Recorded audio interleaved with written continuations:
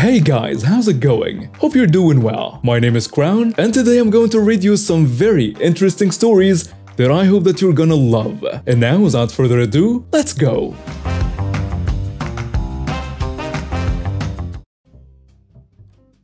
First off, I'll provide a little backstory. This was about 3 to 4 years ago when I was 16.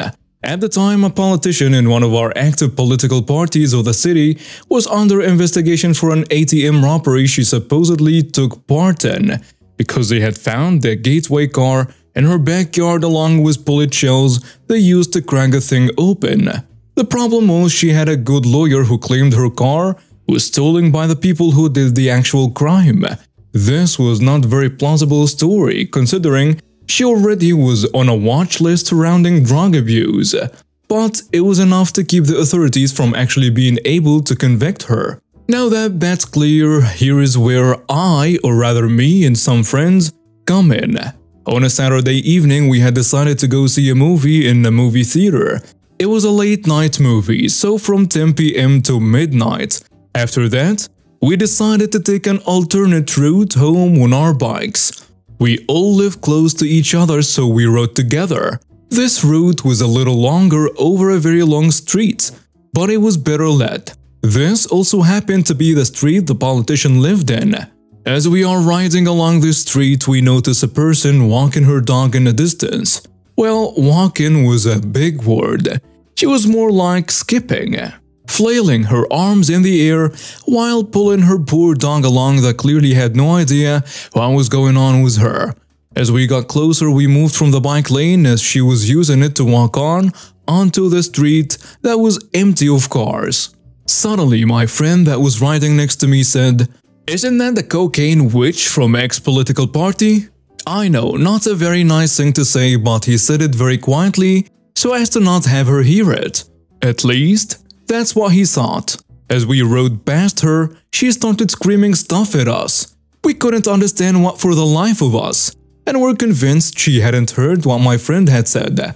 So, we started checking if maybe we had dropped something. We kept biking though, since we didn't trust the situation and didn't want to stop. We figured she was just extremely intoxicated and kept going. Fast forward a minute or two, we are all still riding on the same street. As I said, a very long street. When a car pulls up behind us, we move back onto the bike lane so it can safely pass. But instead of that happening, the car crosses a stroke of grass that separated the road from the bike lane and pulls right in front of us. Surprise, surprise, it is a woman from earlier. She gets out of the car screaming how offensive and disrespectful we are that we just say stuff like that. As we are on bikes, we evade the car panicking out of our minds because we are being chased by a crazy woman that was clearly on drugs. This goes on for another 2 times, her trying to block us and us dodging her car before we decide to try and lose her by turning into a different street. Considering our town can be like a maze in certain areas, we actually do lose her by randomly turning left and right. As we notice, she isn't behind us anymore. We pull over to try and calm down. After a minute, we start talking about what to do. One of my friends says that we should just go home. But while our panic is fading away, it gets replaced with anger on my side. I never had a good temper and really cannot handle disrespect well, though I worked on it and it's a lot better now. But at the time, I decided to do something other than go home. I pull out my phone and call the police. I explain the entire story and where we were, and they say someone will be there in a couple of minutes. The police station was pretty close. I say to my friends they can go home if they want to, but that I'm going back to see what happens. One of them decides to go home, the other one follows me back. As we get back on the long street, it doesn't take long before we run into her again, as she was still looking for us. Again, she plucks us off, but this time we stop as well. Keeping our distance, we start sort of asking her what's her problem, as she continues yelling how disrespectful we are as she tries to come close to do God knows what. Bad timing on her part. The police show up as she leaps for my friend. who easily dodges her since she's under the influence of something not very good. They take her down and cuff her, and as one of them starts asking us questions about what happened, the other cop searches the car. For some reason, she gets very aggressive towards the other cop when he opens the car door. Turns out, there were a lot of very illegal drugs in the trunk. But not only that. Apparently, our dearest politician had decided to get rid of all of the evidence the police hadn't found yet surrounding the ATM robbery together with her drug stash, and had been planning to do that the day after that Saturday. So not only did they find drugs, but also a lot of cash whose serial numbers matched the ones that were stolen from the ATM in question, together with a gun and homemade explosive devices. 2 months later, she has to pay up a huge fine and is sentenced to 7 years in prison. I remember having to go to court to share the story a couple times. So yeah, she should have thought about chasing some high schooler through a little better, especially with all the necessary evidence to a crime she committed in the very car she used for the chase. Thank you to everyone who listened through all that. I wanted it to be as complete as possible.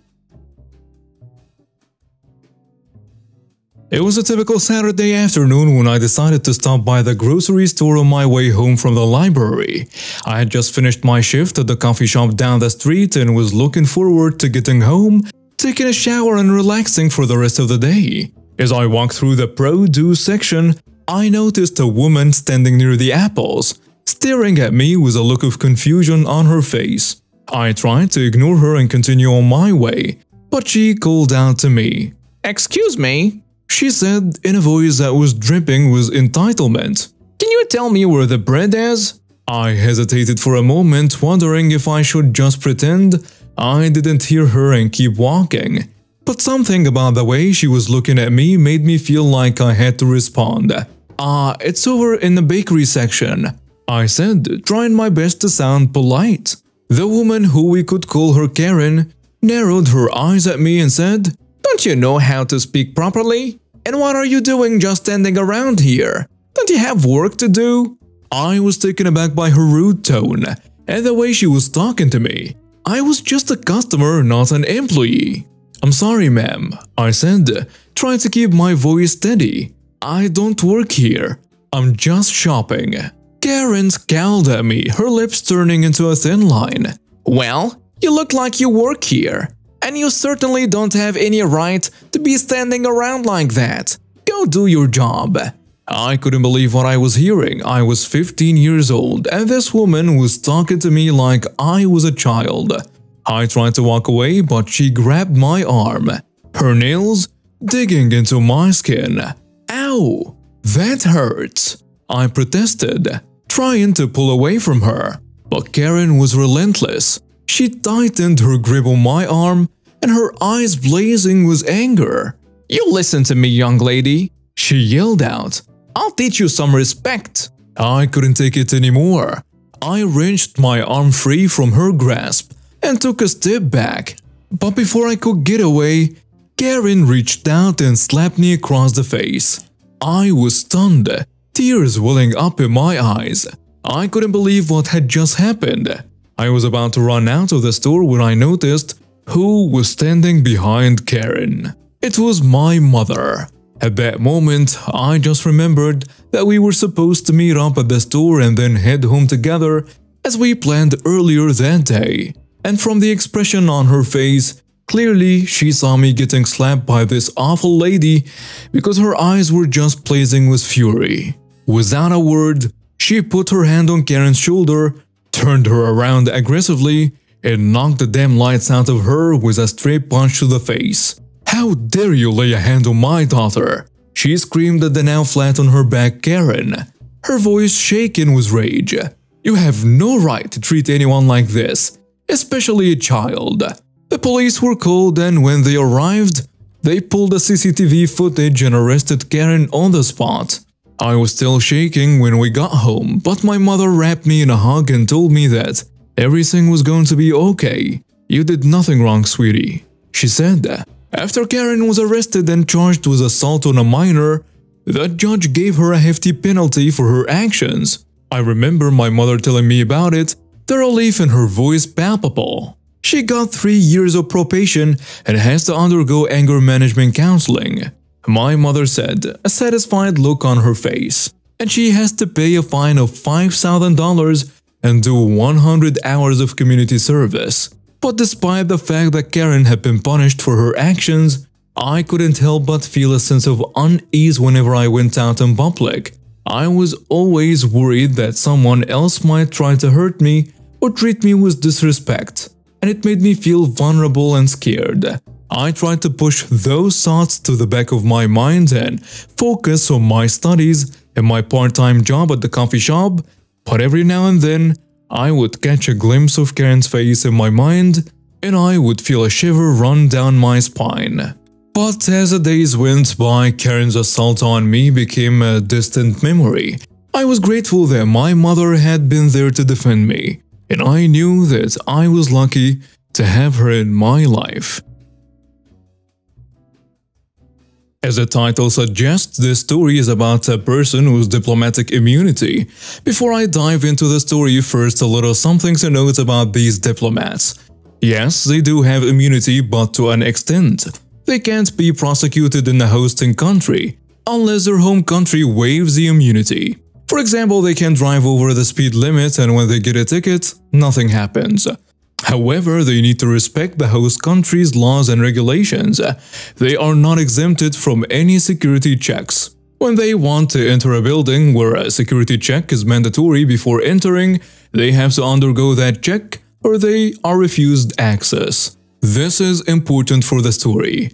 Only their diplomatic luggage are exempted from any security checks. These luggages are sealed with an official stamp, and the diplomat needs to have the correct documents with them signed and stamped by their embassy. Also, for the sake of the story to make sense, some of these diplomats are in a position of an airport badge. In order for them to have access at some part of the airport to collect someone from the gate or guide someone to their gate, without having to buy a ticket to gain access, they have a different color, green/bluish in my airport, than a regular airport badges in white. Long intro, I know, but here we go. This happened in January 2020. I was already working as a supervisor. I sat behind my desk doing my admin work when my fellow supervisor said there was a long queue at our staff line. We were very busy at that moment and I didn't have anyone available to help out, so I went out there and supported my colleagues at the staff line.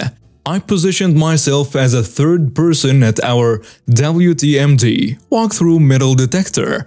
Every staff member needs to show me their airport badge when they pass the detector. I just check the details there and then they can continue their way. Things went smoothly and we were almost through most of the queue after about 10 minutes. Cue our above-mentioned diplomat. It's only fitting to call her Karen. I spotted her skipping the queue and walking straight towards us, her green-bluish badge at the ready. I stood in front of her and said, "Good afternoon, ma'am. How may I help you today?" Without looking at me, she just waved her badge in my face and tried to continue her way. My colleague blocked the entrance of the detector and asked the same thing. Karen then said, still waving her badge, "Move out of the way, you idiot. I'm a diplomat." My colleague tells her, "Can do, ma'am.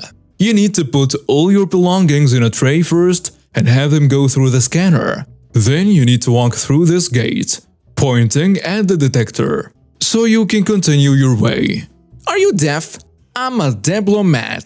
Get me your supervisor now." My colleague pointed at me and all I did was smile and wave. "Madagascar? Anyone? No? Never mind. Tell this idiot he needs to let me through now. I'm a diplomat. I'm exempt from any security check." First of all, you are not exempted in any way, shape, or form. You're supposed to know this. Secondly, you are also not exempted from following the queue. And lastly, my colleague is not an idiot. If this is the way you're going to treat me or any of my colleagues, you will be refused access. I then point my hand towards the back of the queue. Keep that in mind. Then Karen starts screaming, "So you're an idiot as well! I'm a diplomat, you dumb!" She then took a deep breath and looked up to the ceiling and back at me with a smirk and says, "I'll get you, and that fat jerk." Nods her head to my colleague. "Just you wait, you haven't seen the last of me." She then screams, "How dare you treat me this way?" She didn't scream it in an angry manner but more in an emotional way. Also important later. I thought maybe she had a bad day and didn't say anything from that point forward as she walked away crying. Later that day, my operational manager called me in his office. He told me there was a complaint against me. Wonder who it's from. He said that Karen told the airport I treated her poorly and threatened to physically remove her from the airport if she didn't get out of my sight. Now I know why she started crying. The operational manager then showed me the CCTV footage, which kind of confirmed her story in a way. When the footage showed me pointing my hand to the queue, the operational manager said, "This is where she said you threatened to assault her." I laughed and shook my head. I told my side of the story, even commentating live while we rewatched the CCTV. The operational manager said he believes me but that the airport never received my side of the story as I didn't write a report. I also did not notify my security inspector of the incident, which made me look suspicious to the airport. The airport wanted the operational manager to sanction me in a way he seemed fit. They wanted to take away my airport badge at first because a complaint came from the embassy itself. She probably left out the fact that she tried to bypass security. But the operational manager said that I probably haven't had the time to write a report yet, which was true of course, and that he would deal with me. He told me he would keep a close eye on me and I should report everything from here on out. So yeah, I almost lost my job because of this Karen. Great. Now the revenge. When I was passing through staff line not long after that, I saw her again. She was on her way to the staff entrance again. I avoided eye contact and I walked through the detector and then thought, screw it. I wasn't in the wrong here. So I described her to my colleague Ben as he was verifying my badge and said that she's a troublemaker, so to just let her come through the detector, greet her, ask her badge and tap me on the shoulder. He said, "Sure thing, Chief." She walks toward the detector, bag and all, and passes through.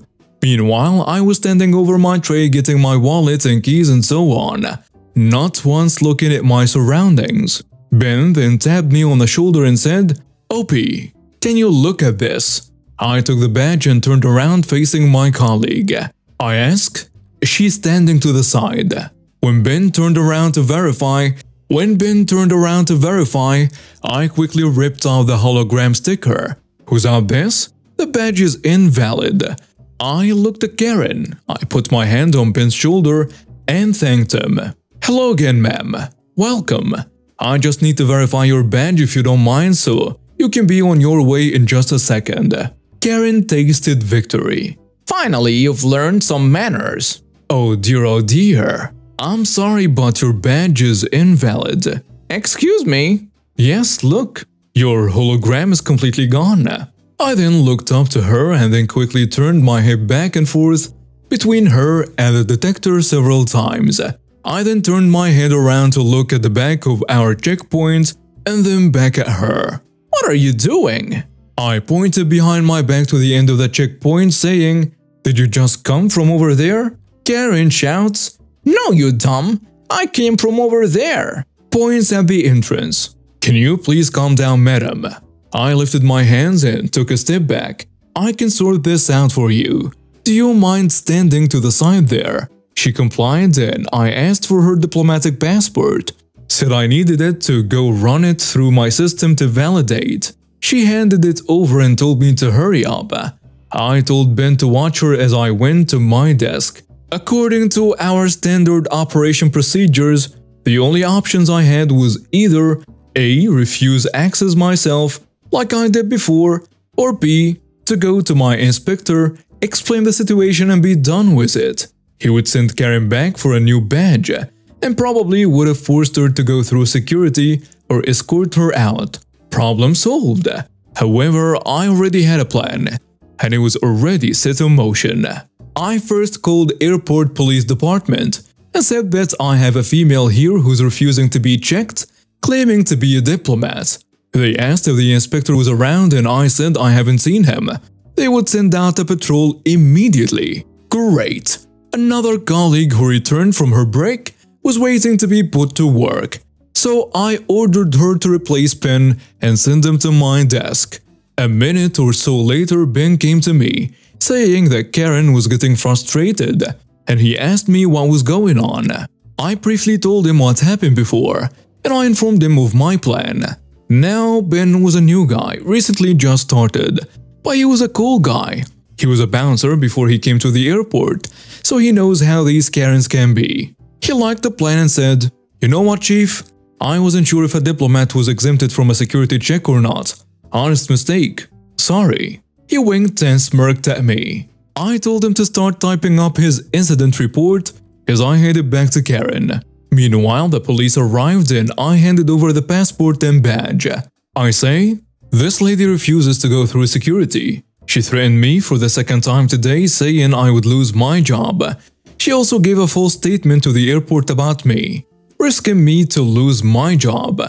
I was speaking in my language, so Karen didn't understand a word. I add, "If you rewatch the CCTV footage from this hour, you will see that she aggressively came at me after pointing out her badge was invalid. I also didn't see where she came from, and when I asked if she passed security, she started freaking out." Officer 1 says, "Okay, we will take her with us and explain what's going on." Officer 2 informs Karen that she needs to come with him, and she just gasped at the officer and looked at me in disbelief. I say, "Great, thank you. Oh, by the way, I want to press charges against her for slandering me." Officer tells me, "Sure, just follow us." Karen started to get frustrated but had no option than to follow us, as we had all her documents. I radioed my fellow SPV saying I'm going with the police, and it would take a while. When I returned a few moments later, Ben showed me his report. It was perfect. I typed up mine and sent both reports to the operational manager. I informed him that I did file a complaint against her with the police, and I returned home smiling. The operational manager's response the next day was that he heard of the incident and he notified corporate, who is in turn filed a complaint through their legal team against Karen. The result: I never saw Karen again at the airport. A few months ago, in May, the operational manager informed me that our complaints were noted by the court and have been sent to Karen's home country. Charges were slander and attempting to enter a security-restricted area and bypassing the security. Turns out Karen was just an assistant, specifically a driver for some higher-ranked diplomats, basically meaning that she didn't even have the same privileges or immunities as a real diplomat has. She lost her diplomatic passport, persona non grata, and has been sent back to her country. The airport also apologized to me, not personal. The operational manager only said that I had to follow the SOP and go to the inspector first, to which I just replied, "Hey, hold up hands. You just said I needed to report everything." And I did. The inspector was on the phone at the moment, and it looked important. Now that's a lie. The operational manager just shook his head. We still laugh about it till this day. And now we have reached the end of today's stories. Thank you for watching and see you next time.